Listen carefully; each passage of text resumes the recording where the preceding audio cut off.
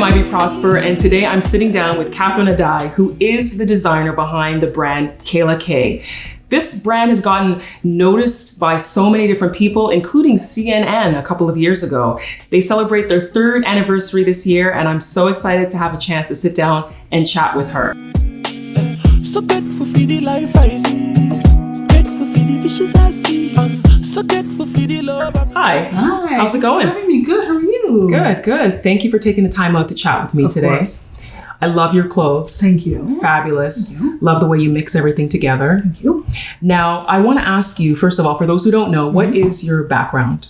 I'm Ghanaian, and so both my parents and myself are from Ghana and West Africa. Okay, wow. So I'm sure that has a lot to do with the way that you create some of your collection. It does. So the premise of Kaela Kay really is to take modern designs but throw an African twist on it. And when I say African twist, that's by way of the prints.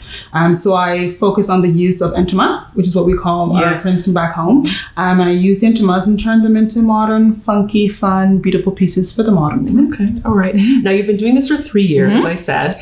What inspired you to get into this? Because you weren't doing fashion design before. No. So I came out of university with a degree in health sciences. That's totally opposite from fashion. Completely opposite. And worked that for a few years. And Kaela Kay surprisingly came out of a lack of wardrobe. Really? Yes, I met my now husband, and we were dating then, and he really reintroduced me to the African community scene and just wanting to kind of be more involved and fit in. I wanted to wear more of the entama attire. And my loving mother bought me a sewing machine one year for my birthday. I started making a few pieces for myself that turned into making pieces for friends.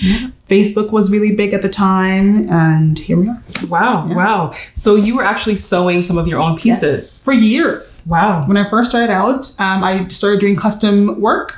So I used to sew one-off for customers, and those were all designed and sewn by me. But recently, the brand has just grown past, what I would even imagine it to be, that I do have a production team now. Definitely. Sounds like you're doing an amazing job. And with your growth in such a short period of time. I had met you for the first time last year when you won the award at the Africa Fashion Week Toronto Awards, their first fashion industry awards. Congratulations on that. I know it was last year, but congratulations you again. I am nominated again this year as well. Oh, wow. That's awesome. That's awesome. Looking forward to seeing you because I'm going to be there too. Yes. Now, with your fabrics, where do you source your fabrics from? Do you mainly get them from Ghana or you get them from other places? They are mainly from Ghana. So I do have an associate who travels to and from Ghana a lot. She runs a small import-export business. And usually when she's there, I let her know the colors that I'm looking for. And we'll either communicate via text and pictures and email, or when she comes and she has her badge, I go and I pick what I want and it's exclusive to me. And that's how I work with the prints. That's good. That's good. Now, I know you've seen all over the world. We see on Instagram, we see on Twitter, we see on Facebook that African fashion is just becoming this huge phenomenon. People who weren't even into it before are now wearing it. How do you think that plays a role into your success? It plays a big role into my success. I do have to say a good chunk of my customers are African, but a lot of my customers are not. And Kaela Kay is made for women of all backgrounds. So far as you're into prints, you want to look different, you want to look unique. And it's great that now people are catching on to the prints, and I'm hoping that'll become modern everyday fashion. But Africans have been wearing these for years. It's so true. It's so true. Because when I see some things like Rihanna was wearing the Stella Jean outfit, and I've seen Beyonce wearing some pieces from what are they called, Boxing King. And they use the fabrics, and it's like this big new sensation. But I'm like, I've been seeing these fabrics in my mom's closet for so many years, my whole life. And like you said, Africans have been wearing this for a long time. What do you think it takes to get people who are non-African to embrace it more? So through the years, what I have found, especially with Kaela Kay, what people appreciate about it the most, aside from the prints, is the styling of it. It's funky, it's fun, it's unique, it's different. And I often pair it with different fabrics as well. Like I have my skirt here with the lace, or I'll pair it with a solid print just to kind of make it stand out a little bit more. And people really appreciate that. It's not, although the prints are traditional, the styles are not. And people who want to stand out and who want to be more modern can really relate to that. Right. Because I know a lot of times when you're looking in magazines and you see African prints, they always refer to it as tribal or as ethnic. And it's almost like it puts it into this category and you want it to get out of just that and be embraced even in office environments. Yes. How would somebody wear something from your collection to a corporate environment, let's say?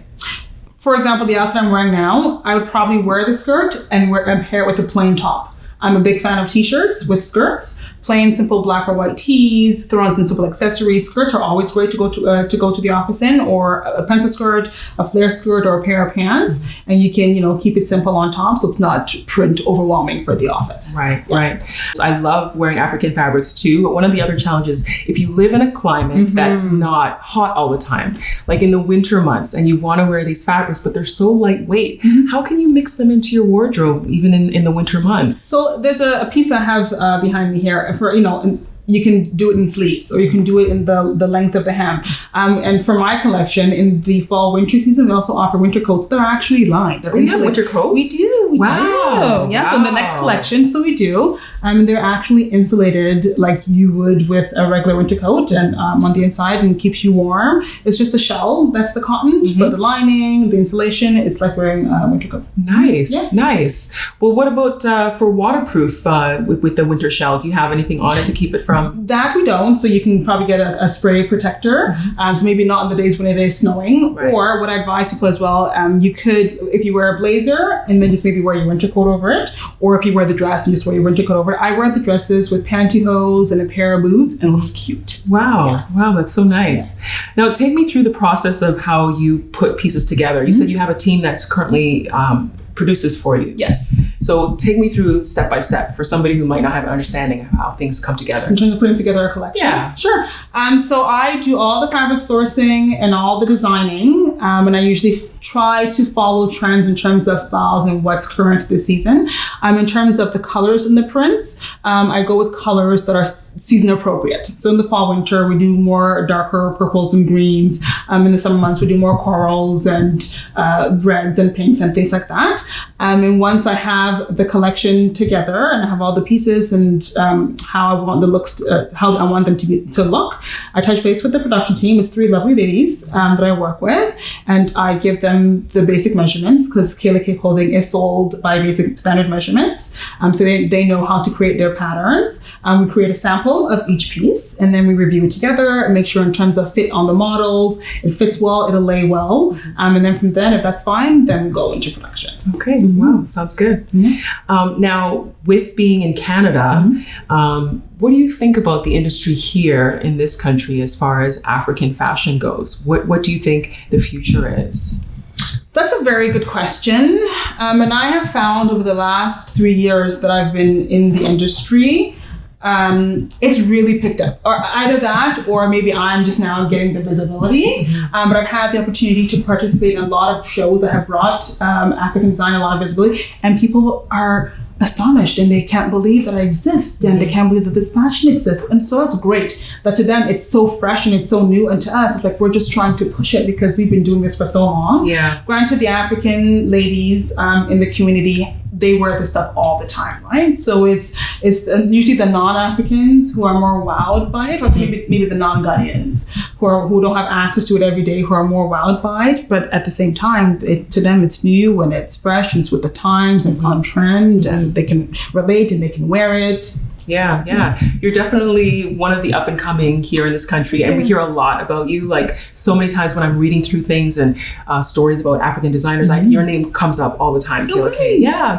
I've seen you being sold in different outlets online. And I think that's really great because it opens up your market. It does. Yeah. It does. So right now, Kaela Kay is sold on our website. And I also partnered with another website in the States. And we're looking to do some wholesaling in the next year. The ultimate goal, obviously, is to hopefully get into some physical boutiques. But for now, the online platform works, and we've reached a mass audience that I would not have, thank God for social media, right? Yeah. That I probably wouldn't have reached otherwise. Yeah. I think it's fabulous what you're doing. I love your work. Thank you. And it's just amazing. And it just goes to show that you can pursue your dreams. Yes. Right? Because you studied healthcare. I did. and now you're doing fashion. I did I came out of university with no intentions of doing this. I wasn't always your fashion forward or into fashion, and something just sparked in me, and I've been blessed with the opportunities and the talent and the patience and the support for it to come this far, and what we've accomplished in 3 years. It's beyond me too. Yeah. What advice would you give somebody who is kind of on the fence with their working a career that maybe they don't enjoy and they want to move into something else? What would you tell them? Don't quit your day job yet. Everything in steps in succession. I had to work the day job and do this on the side until I got visibility, or until I had the platform where I can really be exposed. So it might be a little bit of dangerous waters if you quit and kind of, don't have a lead in what you really want to do, but don't quit your passion either. If you stick with it, and if you're driven and you're willing to put yourself out there, whether for criticism or for positive feedback, be willing to accept both and just stick with what you believe your brand, or your vision is, and just push for that. Definitely. Now, what's next for you? I know you said you're working on your fall collection. You're going to be at the Africa Fashion Week Toronto. I am. What's happening after that? Well, there's a lot going on in the span of the next few months. We do have some shows coming up. So we're in maybe we'll keep the details for a little bit later, just to be sure. But we do have, we're showing in Africa Fashion Week Toronto, which is in August. We're also nominated for Female Design of the Year at the same show. And then we're participating in a Nelson Mandela related event in October. Really? Yes, in Ottawa. That's all I'll say. Okay, wow. So we'll keep you posted on that. Yeah. So we've made some great connections that way. And we have a show in New York coming up as well. Like I mentioned, we're in talks to do some wholesaling, and hopefully within the next year get into some physical boutiques. That's good. So what are the websites that you're available on? On KaelaKay.com? KaelaKay.com and Zuba.com. And Zula.com. Yes. That's the one that I saw. Yes. I was on Instagram, and I'm pretty sure I saw one of your pieces. Yes. And she, it's a great connection working with her, and they're based in the States, so a lot of the sales come from the US market, but still it's a vast market, and the girls in the States just love, the intermars and the African prints. Yeah, definitely. Well, thanks for taking up some time to chat with me today. It was fun. That's awesome. And I'm looking forward to seeing you again. We will. We'll stay in touch. Yeah, definitely. Thanks for watching another episode, and keep on buying the African fashions. Support African designers like Kaela Kay, because some of this stuff is absolutely amazing and you won't find it anywhere else. Thanks for watching. So grateful for the life I live.